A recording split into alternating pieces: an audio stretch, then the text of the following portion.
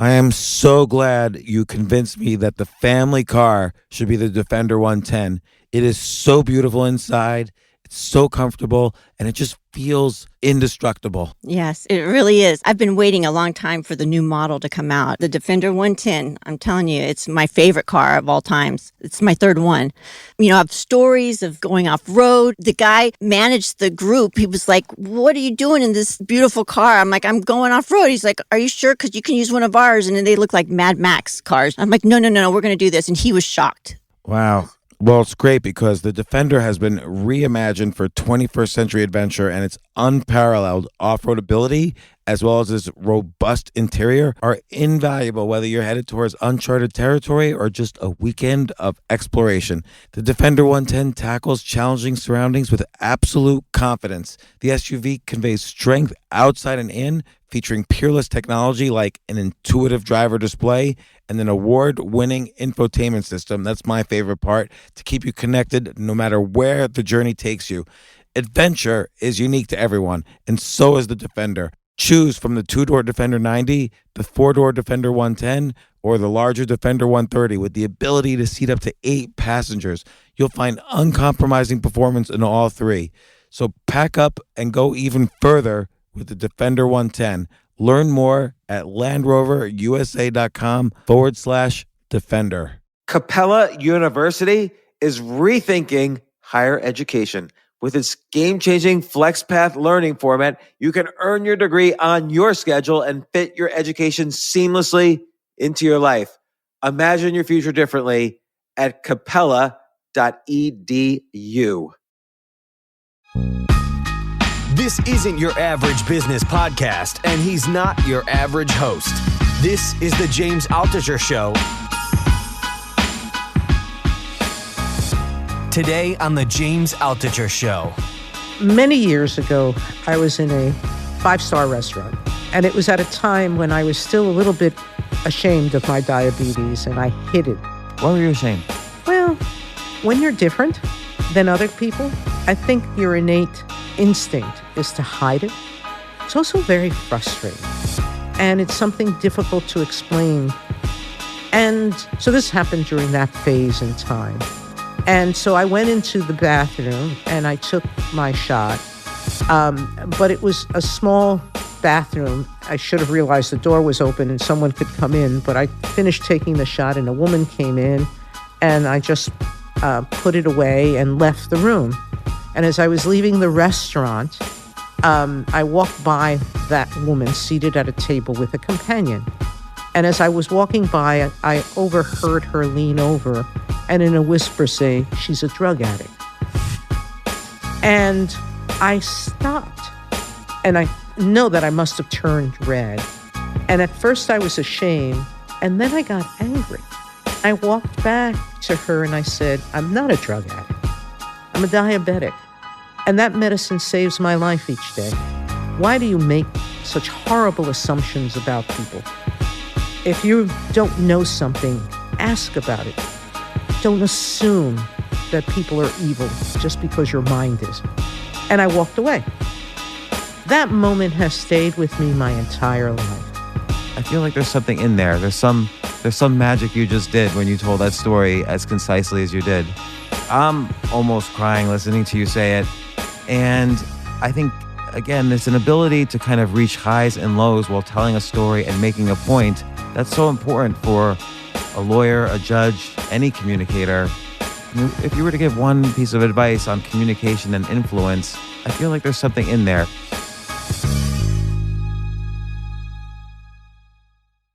I understand. And I learned this through friends with children. They have studies that in Japan, there are less children with peanut allergies. Well, there's this baby food that has the essence of peanut. It's like a cheese puff, but only made of peanut butter puffs. And the Japanese have been giving it to their babies for the longest time, and their population has less peanut allergies. So for the longest time, doctors were telling parents not to give their children peanuts, fearful of the peanut allergy. And likely the result was contrary to what they thought. we were growing a population that wasn't sensitized early enough to peanuts. So I think obviously there's environmental triggers for lots of the things like asthma that are more common today than they used to be.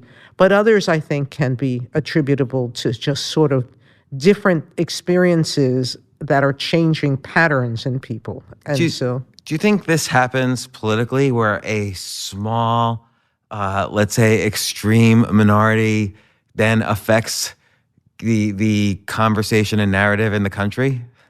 Are we rolling, by the way? Let me give you an example. Okay. And I think one that's very potent. Civil rights movement. That was led by essentially a minority. There were non-minorities who joined in and were great advocates of the civil rights movement. But it was a minority, just like with women's suffrage. It was a minority of women who spoke up and who beat the drums. And over time, their groups grew larger and more people signed on. Now, that change in attitude, didn't happen overnight, but it started with a small group. How do you think that made it grow? And the reality is, however, as large as you may make it, you may not always have unanimity. We're finding out that certain civil rights issues are not as important to some people as to others. That probably hasn't changed in history. That probably has existed for the longest time. But groups grow in strength they has to start somewhere, and I think they grow in small numbers. Do you think a tiny group is successful because of a single leader? So there's like some evidence, there's scientific evidence that shows when a scientific discovery is made, usually one person gets the credit no matter how many people worked on it. Do you think the same thing happens with a political movement like civil rights or women's suffrage? Well, yes. I mean, Martin Luther King was the epitome of the civil rights movement in the 1950s and 60s. But Thurgood Marshall was also a leader in the legal profession in that movement. I do think that every movement needs someone to galvanize the cause and to give it a face, and someone that people can follow. So I think it's important to have a voice. But it's also very important for people involved to understand it's never one person's project. It's always a conglomerate of different people doing different things that bring around change, meaningful change. I agree with that. And it's the same thing in even if someone's a great baseball player, they still need a good team around them. But I wonder you can't build a team on one guy. You can build the foundation of a team around one person. Right. But you need all the other key players that contribute as well. So, you mentioned having a strong voice, and in your book, so let me just... Let's start from the beginning. Let's back up for a second. So I'm really honored to have, and I'll do another intro later, but I'm really honored to have Justice Sonia Sotomayor on the podcast. This is an incredible honor for me. We're here at the Supreme Court. Welcome to the show. And we're going to talk about her upcoming book, Just Ask, Be Different, Be Brave, Be You. I also highly recommend her other books. There's a book, it's kind of, would you say this is middle school, high school? It's middle school book. It's intended for 4th to 8th grade. I actually think kids between 4th grade and 10th grade could easily read it and enjoy it. And podcasters preparing for Justice Sotomayor.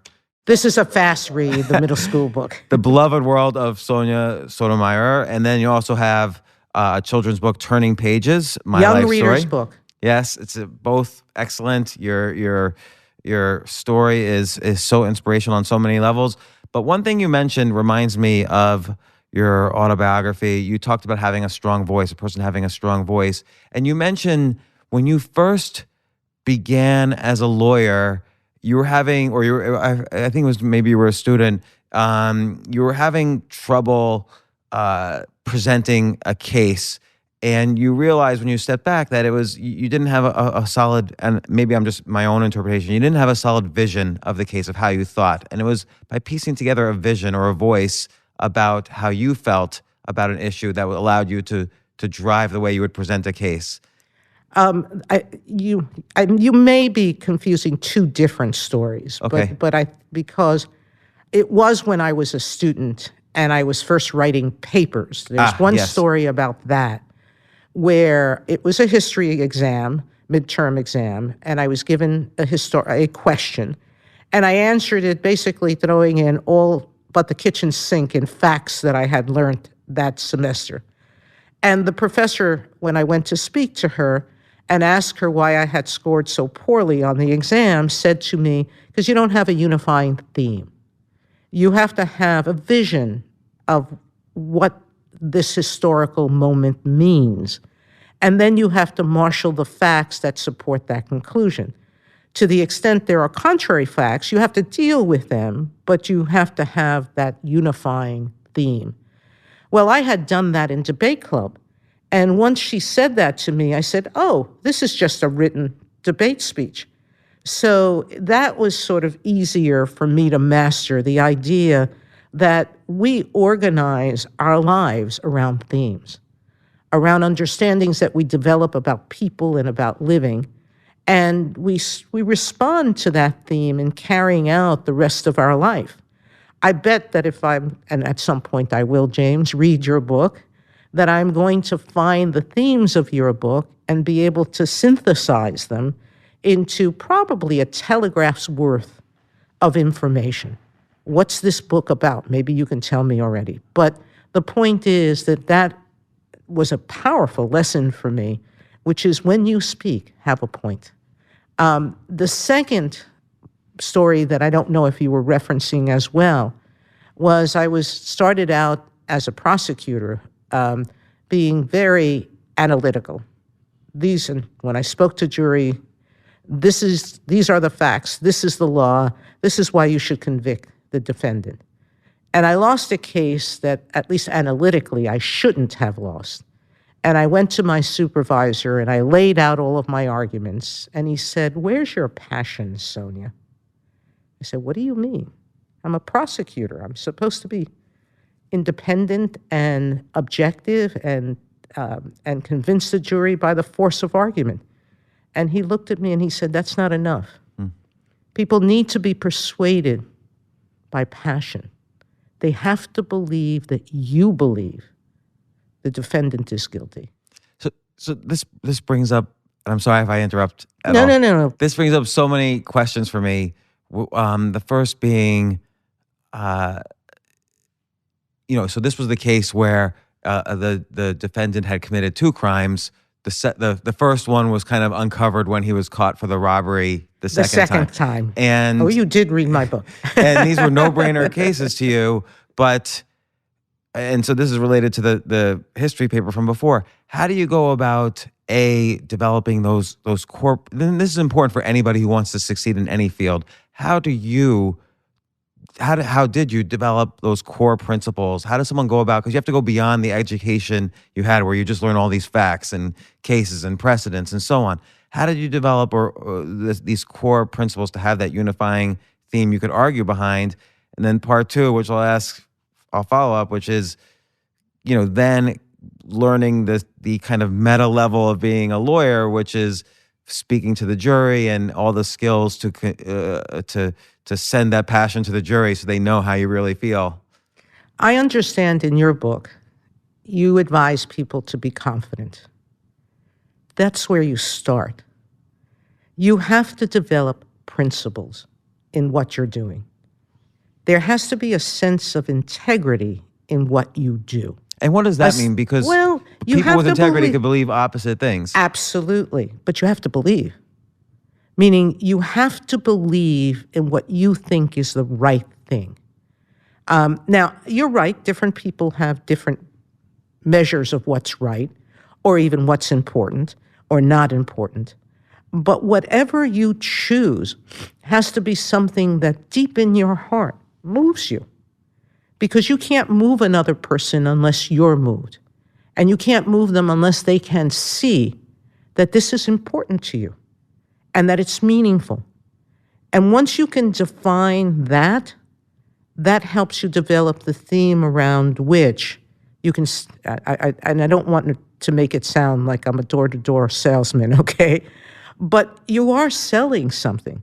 Every time you write something, every time you publicly speak, you're taking a position on something. And it should be on something that's important to you and meaningful to you. And you should be able to articulate the why of it. And the greatest measure of success to me is when a person disagrees with me, but still does so respectfully because they can see my passion and understand that it's something that they need to deal with rather than dismiss out of hand. Do you feel this guided your career, like kind of constantly seeking this why as you became, from assistant DA to judge to higher up judge to Without Supreme Court justice? question. Even when it was in private practice, I was completely upfront with my clients. And you didn't take on criminal cases as a result? Well, I don't know if as a result. I think I had enough in criminal law as an assistant district attorney. And I moved into civil practice to learn a different practice area and to understand a different kind of law.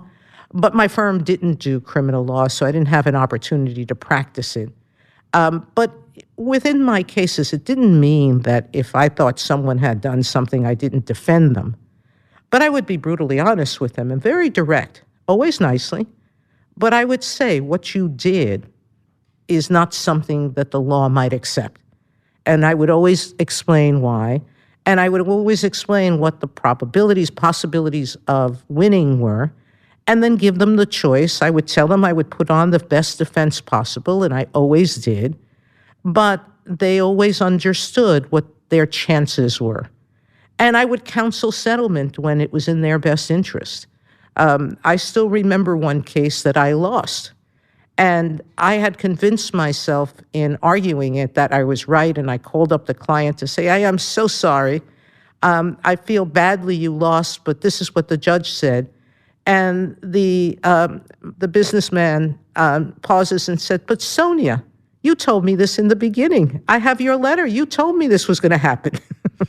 So there is a way of maintaining integrity in everything you do. So I did it as a private lawyer, and I've done it as a judge. And so as a Supreme Court justice, your why now affects history. Like, you set precedent for judges for maybe generations ahead. Not me alone. I'm a voice on a court, and it takes 5 of us to have a majority and speak for the court. But I am a voice in that decision-making. And whether you're right, whether I'm part of the majority or I'm part of a dissent, both of them live on and can influence people's thinking over time. And has this changed your why in terms of the seriousness of it, in terms of your, coming up with a unified view, not only of a case or a region, but now you're thinking of the Constitution and the country? Well, Sandra Day O'Connor once said that no judge wants to be arbitrary and capricious. It doesn't feel good. People think sometimes that judges like playing God. We really don't. It's a very uncomfortable feeling to every judge. And judges know when they're being inconsistent or when they're drawn to inconsistency. And as a result, for most of us, it's important to have a view of the law that you apply consistently. Otherwise, you're going to frighten yourself with your sense of, I am playing God. I'm not being driven by one principle. I'm being driven by what I feel is right or wrong. And that kind of moral choice judges should not be making. Do you feel you've ever been inconsistent?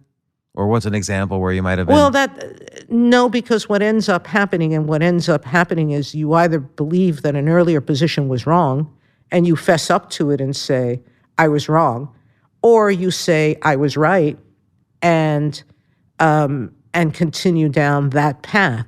But there was a recent case, not a terribly interesting case, where I had taken an earlier position on the court, and the issue came back again. And in order to make a solid majority and not be the only judge with my idiosyncratic view, I said, I still think I'm right, but I think it's a better service to the law if we have one answer, not the fractured answer of the earlier court that I created. And so I went with the side that I thought was more consistent with my views and gave a majority to that viewpoint. But I would say that was very consistent because maybe you value the consistency of the law above all else. And so the way Clearly. you presented it communicated that vision. The way I presented it. But I am sure there are people who read it and said, this is inconsistent. You should have just stuck to your guns. But you're right, because there are principles that come into conflict in all life situations. So once you realize this about kind of the consistency of a unified vision, and you know, it's sort of this kind of turning point between an education made up of facts to a real career that is a defining career and an inspiration for many. How did you then think, well, did you sit down and say, well, now I'm going to think about what my core values are, or what happened then? Well, I think if I'm understanding your question, how did I develop my career? And maybe I'll go back to the beginning. When I was in law school, and I described this in my book, I went to a big private law firm and didn't have a good experience there. And I realized that, A, I wasn't ready for that kind of law practice yet, but B, that it really didn't interest me that much. And so my third year at Yale, I was literally in the library studying one night and had to go from the library to the women's bathroom, which at the time at Yale Law School was at the other end of a very long hallway. And as I walked towards that area, I saw a sign outside of the door that said Public Interest Panel. And it was a panel of public interest lawyers, some of them quite notable, talking about their work as alternatives to going to a big firm. And I poked my head in and I saw at the back of the room some food. And consistent with being a student then, I listened, and they were introducing the last speaker, and I thought, maybe I should just step in and listen to him, and then I can get some food, which I did. And it turned out to be my future boss, Bob Morgenthau. And he talked about the work in his office and how at 23, 24 years old, when we graduated from law school, we would have more responsibility as a lawyer in his office than we would have in any other area of law in which we would think of practicing at that stage in our careers. And that intrigued me. And so when his talk ended, we happened to be right next to each other online, and we started speaking, and he said, come interview with me tomorrow. And I looked at him and said, I will. And I did. I went and interviewed with him, had a wonderful interview. He invited me to his office and thereafter offered me a job, and I took it. This wasn't in my plans. It was a spontaneous decision in the sense of that it wasn't planned. But I do think that you have to plan your life and be willing to stop at a moment and take a new opportunity when it fits within things that make sense to you. Like, what excited you once he said, come interview with me? The idea that I would have the responsibility he talked about, that I would go into a courtroom, because I had already done one trial advocacy class and one barristers union, which is a fake trial at Yale. And I knew I was very good in those public speaking aspects. I had debated in high school.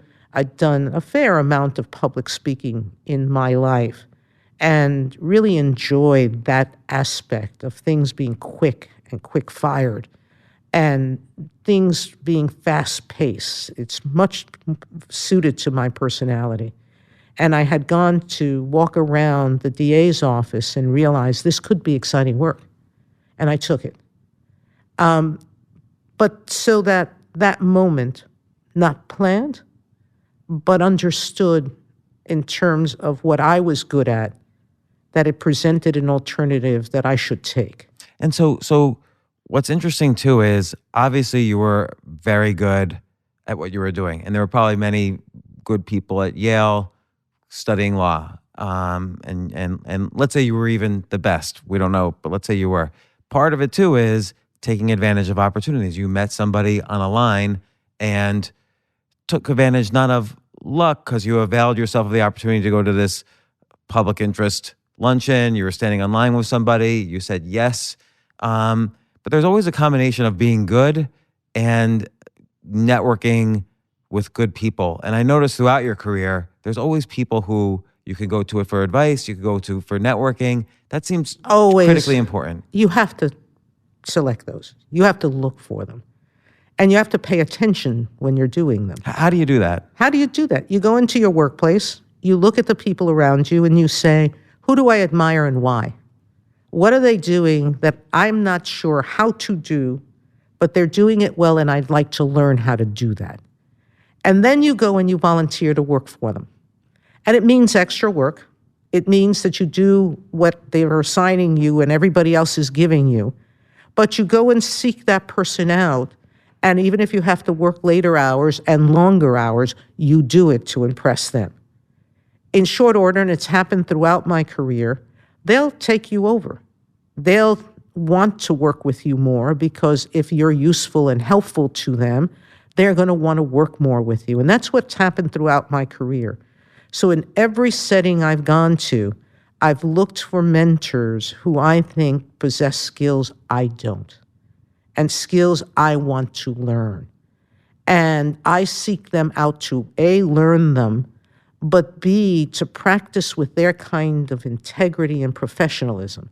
Because it's not something that comes to anyone innately. It's something you learn. And so you have to pick people that are valuable to you in the sense of being good people doing good work. Do you ever feel there was someone you really admired and wanted to work with, but you didn't get the chance, or they said no, or you had to diversify who you were working with? Oh, absolutely. I mean, some people are just terribly busy. Some people don't know how to mentor, by the way. Some people are great at what they do, but they're not used to explaining themselves or to helping in a mentoring type of way.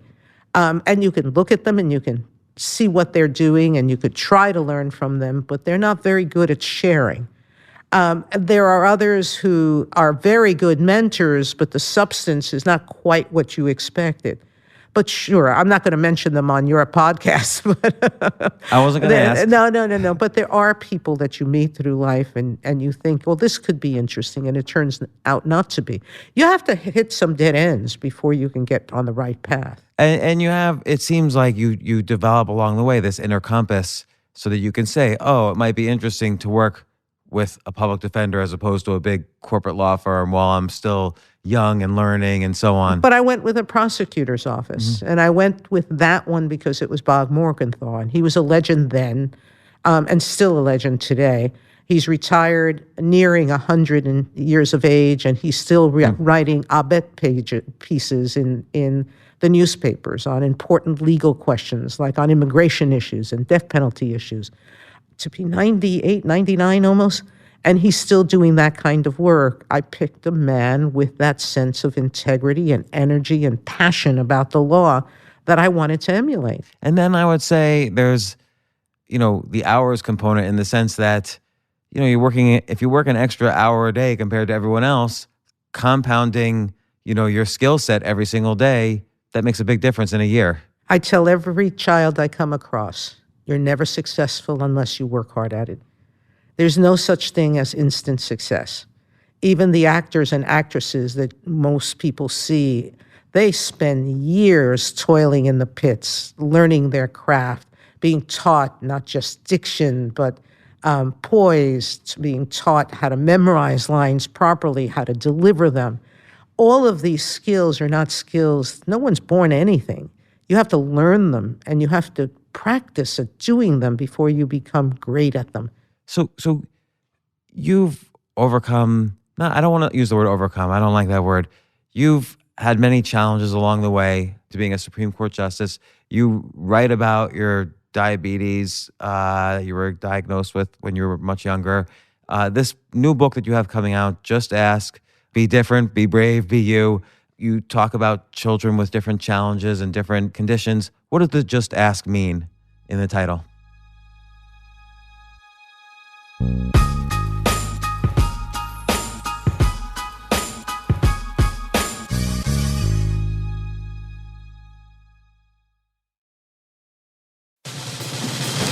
These days, we're all investors, trying to be smart with our money despite our worst impulses. But at iShares, we believe that deep down inside of every investor is a better investor.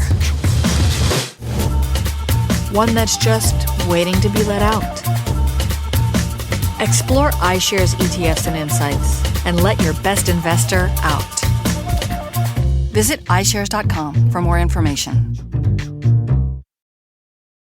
You know what I love about fantasy sports is that even though I'm not going to be a great basketball player or a baseball player or a football player or whatever, I feel like I get to participate and make decisions and use my knowledge of these different leagues or these different sports to compete.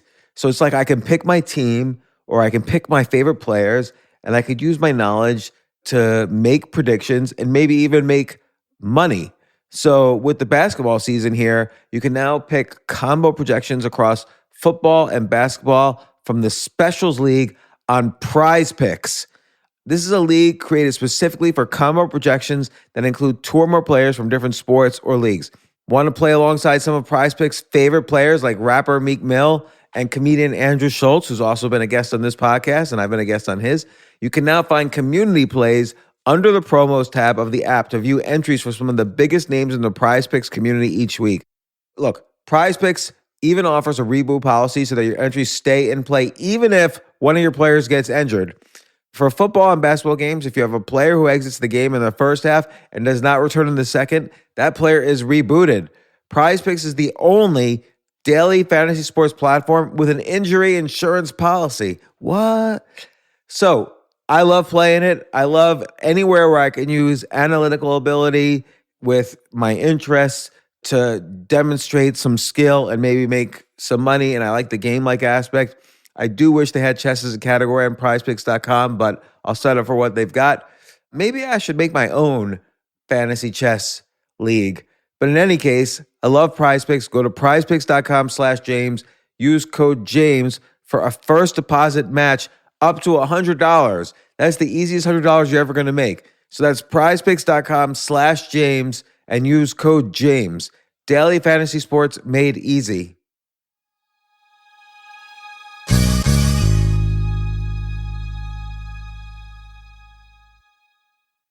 The future of learning is definitely online. Like, it's such BS that you have to spend $200,000 or take $200,000 in loans and go to some fancy school when it's useless. It doesn't guarantee you a job. Most employers, including me, do not care about degrees or grades or anything like that. We want to care that you love what you're doing, that you know what you're doing, in some cases that you have experience or that you're willing to learn. But people in general love learning and are curious. Like, the key to success is curiosity. And I think masterclass.com is the perfect model for online learning. I'm really happy they're sponsoring this episode. If you're going to give a gift, give the gift of learning. Masterclass makes a meaningful gift this season for you and anyone on your list, because both of you can learn from the best to become your best, from leadership to effective communication to cooking. Let me tell you some of the classes I've taken. I've taken comedy from Steve Martin. I mean, can you believe I can take a class from Steve Martin on comedy, or Judd Apatow, my favorite comedy director? I could take an actual class from him on writing. Wolfgang Puck on cooking. Dan Brown on writing, or Judy Bloom, who's been on this podcast, on writing. By the way, Wolfgang Puck also has been on this podcast. It's such a pleasure. I try to take classes all the time from masterclass.com. And whether you're watching Masterclass on TV or listening in audio mode in the app or on their site, the quality speaks for itself. It's like these Masterclass instructors are your own personal mentors that are going to help you reach the next level. How much would it cost to take one-on-one classes on comedy from Steve Martin or on chess from Gary Kasparov? You just wouldn't be able to do it. But it would cost hundreds of thousands of dollars. With a Masterclass annual membership, it's $10 a month. Memberships start at $120 a year for unlimited access to one-on-one classes with all 180 plus Masterclass instructors. So it's not just $120 for one instructor. You get all 180 plus Masterclass instructors. Boost your confidence and find practical takeaways you can apply to your life and at work. And if you own a business or are a team leader, use Masterclass to empower and create future-ready employees and leaders. That's the real education in today's world.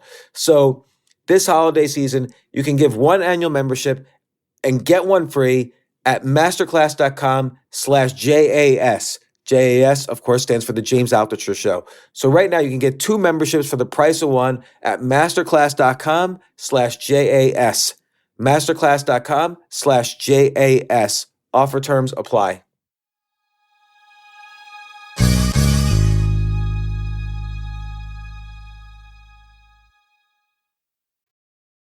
What does the just ask mean in the title? Many years ago, I was in a 5-star restaurant. And it was at a time when I was still a little bit ashamed of my diabetes, and I hid it more than was open about it. Why were you ashamed? Well, when you're different than other people, I think your innate instinct is to hide it. It's also very frustrating. To be playing with a group of kids and all of a sudden your sugar level's lower and you get tired and you're not able to keep up. No, you know it's because of your condition, but it's embarrassing. And it's something difficult to explain to the people around you. And I don't think most children want to be different in those ways, have things that other kids don't have. Some things sometimes people are afraid of are catching, and that's really crazy, but people get afraid of those things. But there was a good period in my life where I was embarrassed about being a diabetic, and I hid it. So this happened during that phase in time. And so I went into the bathroom and I took my shot, but it was a small bathroom and I was actually there alone. I should have realized the door was open and someone could come in, but I finished taking the shot and a woman came in and I just put it away and left the room. As I was leaving the bathroom, I went back to my table, had dinner, and as I was leaving the restaurant, I walked by that woman seated at a table with a companion. And as I was walking by, I overheard her lean over and in a whisper say, "She's a drug addict." And I stopped. And I know that I must have turned red. And at first I was ashamed, and then I got angry. And I walked back to her and I said, "I'm not a drug addict. I'm a diabetic. And that medicine saves my life each day. Why do you make such horrible assumptions about people? If you don't know something, ask about it. Don't assume that people are evil just because your mind is." And I walked away. That moment has stayed with me my entire life. So when I wrote my adult book, My Beloved World, in 2013, I was thinking about eventually a middle school book because my cousin, who's a bilingual education teacher in Connecticut, Miriam, you must have read about her in the book, told me I needed to write a middle school book because her kids found my adult book a bit too overcoming, too difficult to get through the whole thing. And she wanted something that was more condensed for them. So hence, The Beloved World of Sonia Sotomayor, the middle school book. But at the same time, I thought of a young reader's book, and that became Turning Pages. But when the publisher said, "How about a young person's book?" I said, "I'm happy to do one about my life, Turning Pages, but I want to do a Just Ask book. I want to talk about kids like me who are different when we grow up and what our feelings about ourselves are and what we perceive the world thinks about us and our frustrations and difficulties, but also our strengths and the wonderful things that we give to the world." And so they looked at me and said, "Okay." I said, "I'll write the one children's book if I can do Just Ask." And I did, and am doing Just Ask. It's going to come out in September. And it reminds me a little of your 2012 NYU commencement.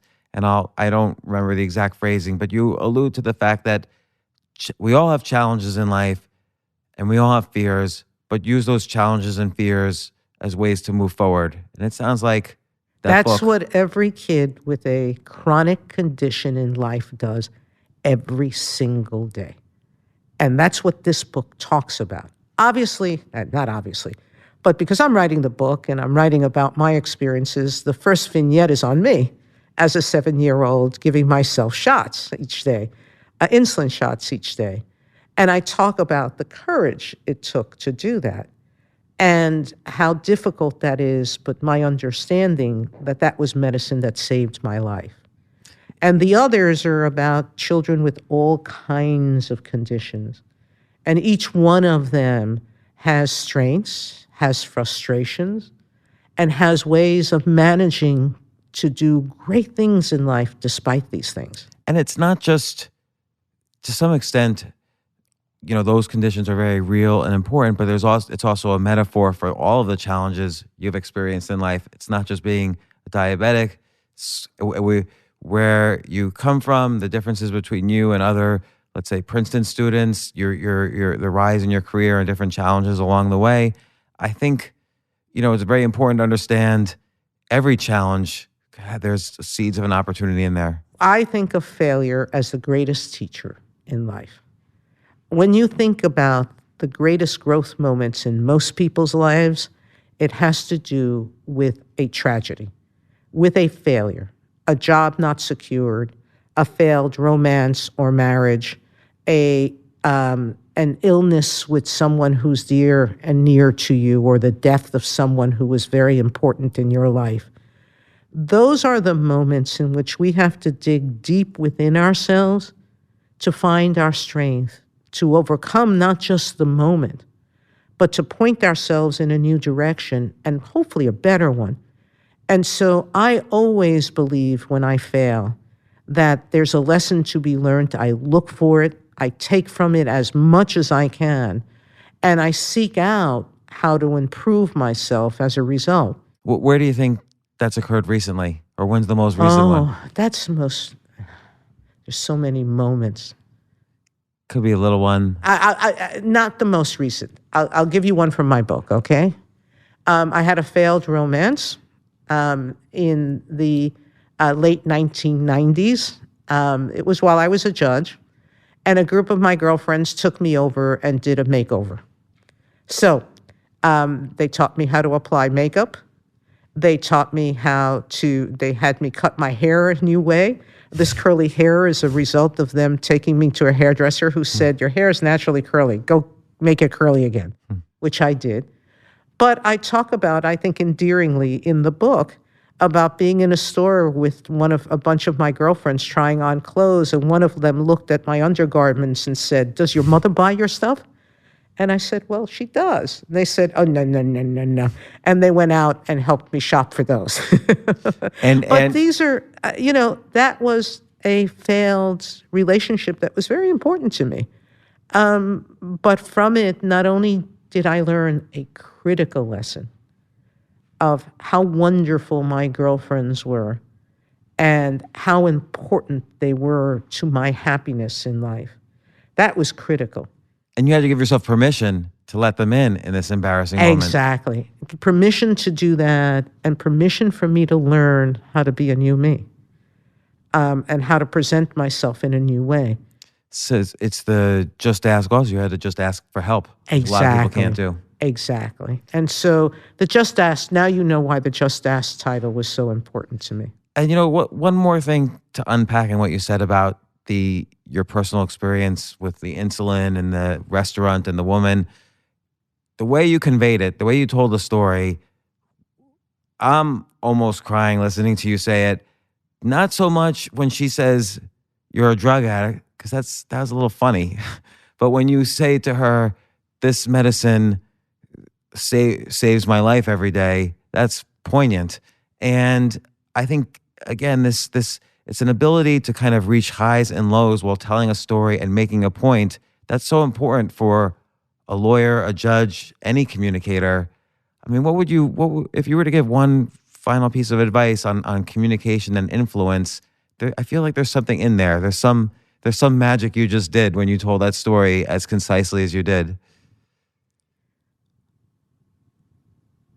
We had the high point. And I'm trying to articulate what I do, because I know I try to do it even in my writing. If you read, I think, my most moving dissents, you will see a structure to them. The beginning is always about the law, qua law. I will take readers always within a theme of whatever it was that the law said and how it developed and why. So I will always have that within a theme. So the why is important. The why is always important. And I explain it and I show it step by step, what this case said, why it said it, what it set up, what came next.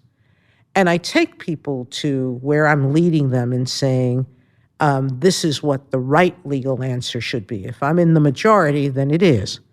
If I'm a dissenter, then I have to explain why it's important. Not why it was important as it was happening, but why it's important today. And to do that, you have to actually take yourself out of your own shoes and put yourself in the shoes of other people who don't know enough of what you know, and think about what will move them, what could be important enough to them for them to understand the point I'm trying to make. And that's what I do in explaining virtually every story. I try to think of how are readers absorbing this information and what's going to touch them or motivate them to think about this in a different way. And how do you think about motivation? Like, break that one down? Well, let me give you an example from Just Ask that's going to come up. There's a Tourette's child featured in one of the vignettes, and it happens to be based on a child I happen to know. And one day, as you may know, Tourette's is a syndrome where a child has makes uncontrollable sounds or movements. And they simply have no control over what their body is doing. Some Tourette's children, not particularly the one that I feature in my book, curse uncontrollably. They just can't stop cursing. Others make loud sounds or unusual sounds. Some twirl around and move around constantly. It just depends on what neurological effect the Tourette's has on them. And my friend's child was running around in the store, not able to stand still for a period of time. And she bumped into a woman who turned to her and said, "You misbehaved child. Doesn't your mother know how to control you?" And my friend's daughter went up to her and said, "I certainly don't need to control her. You need to be a little bit more gracious."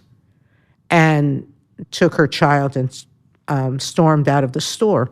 When I wrote that vignette, you will see that what I talk about is the child explaining to an adult that when they see her doing unusual movements or things, it's not because she's misbehaving. It's because she can't control her body. And so that vignette was me both in her mother's shoes and in her shoes. And in your shoes. And in my shoes. And so you really do have to look at more than your own perspective. I think that's the way to touch people's hearts. And I think that that's what my supervisor years ago spoke about. Speaking with enough passion that you can make people who don't agree with you pause for a moment. Force them to be human. Well, Justice Sotomayor, I am so happy you took time out of your day to talk to me. I know you're extremely busy, and I'm personally looking forward for your book, Just Ask, Be Different, Be Brave, Be You, to come out in September, and I'm looking forward to it. And again, I'm honored you came on the James Altucher Show. Thank you, James. This has been a delight. Thank you.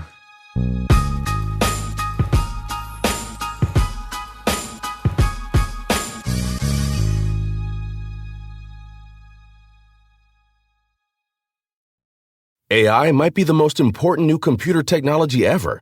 It's storming every industry and literally billions of dollars are being invested. So buckle up. The problem is that AI needs a lot of speed and processing power, so how do you compete without costs spiraling out of control? It's time to upgrade to the next generation of the cloud, Oracle Cloud Infrastructure, or OCI. OCI is a single platform for your infrastructure, database, application development, and AI needs. OCI has 4 to 8 times the bandwidth of other clouds, offers one consistent price instead of variable regional pricing, and of course, nobody does data better than Oracle. So now you can train your AI models at twice the speed and less than half the cost of other clouds. If you want to do more and spend less, like Uber, 8x8, and Databricks Mosaic, take a free test drive of OCI at oracle.com/advance. That's oracle.com/advance. oracle.com/advance.